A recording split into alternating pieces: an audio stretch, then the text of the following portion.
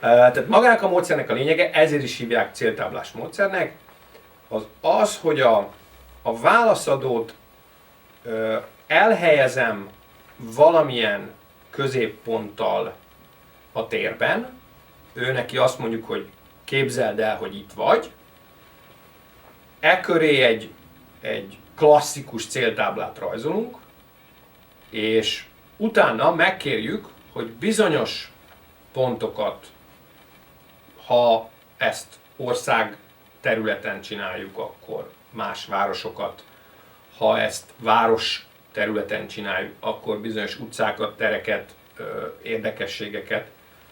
Ezeket az egyéb pontokat az ő álláspontjához képest távolság helyesen helyezze el a céltáblában. Ennyi a módszer.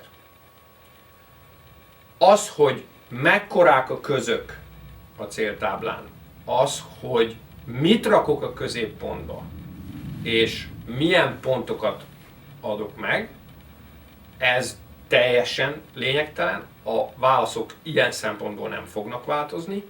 Lényeges azonban, hogy milyen sorrendben válaszolja meg az illető az elhelyezendő pontokat. Azt nagyon szigorúan vesszük, hogy ne a térbeliség sorrendje legyen.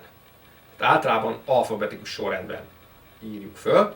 Ez annak a biztosítéka, hogy a válaszadó nem fog felskiccelni egy általa emlékezett, megint mentális térképre törekszünk, és nem vizuális memóriára. Tehát egy általa emlékezett térképet nem fog fölvázolni, hanem elkezdi darabonként megoldani a problémát, és utána ez már a módszernek a háttér része, az egyes pontok átlagos eltéréséből rajzolunk egy torz térképet. És ez a torz térkép lesz annak az alapsokaságnak a mentális térképe. Ha meglátná bárki a térképet ebben a torz állapotában a válaszadók közül, akkor zajosan tiltakozna. Ugye ők sose rajzolnák ezt le, hiszen emlékeznek arra, hogy nem így néz ki. Viszont amikor külön-külön kellett a pontokat elhelyezniük, akkor ezt a választ adják, hiszen így érzik, ez a távolságbecslésük.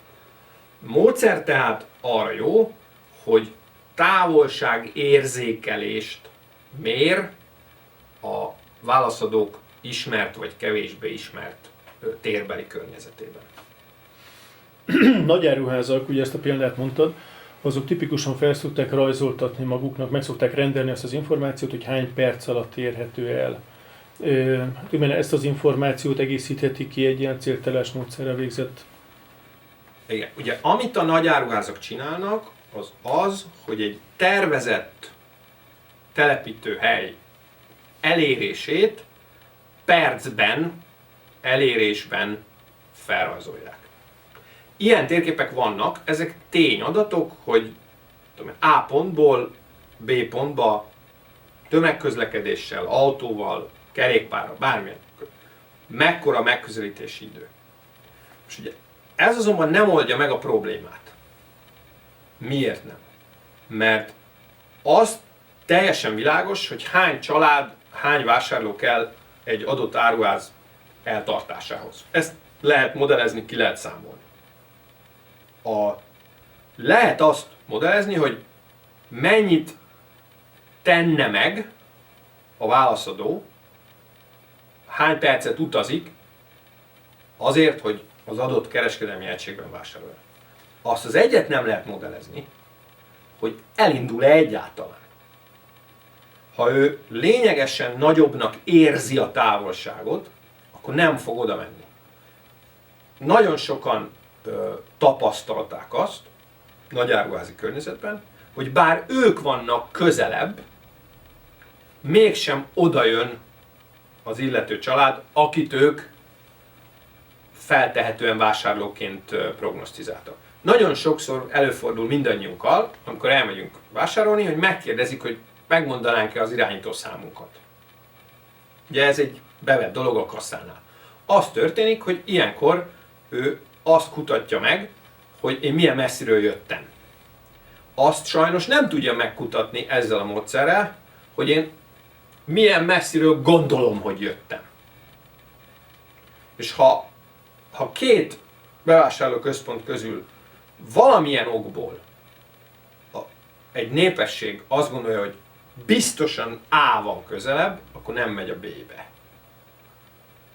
Azt felderíteni, hogy szerintük melyik van közelebb, erre jó ez a módszer. És nagyon sokan csinálták, viszonylag sok olyan nagybevásárlás telepítő cég használta ezt a módszert, akik pontosan ezzel a problémával küzdöttek előtte, hogy lemodellezték, és nem az történt.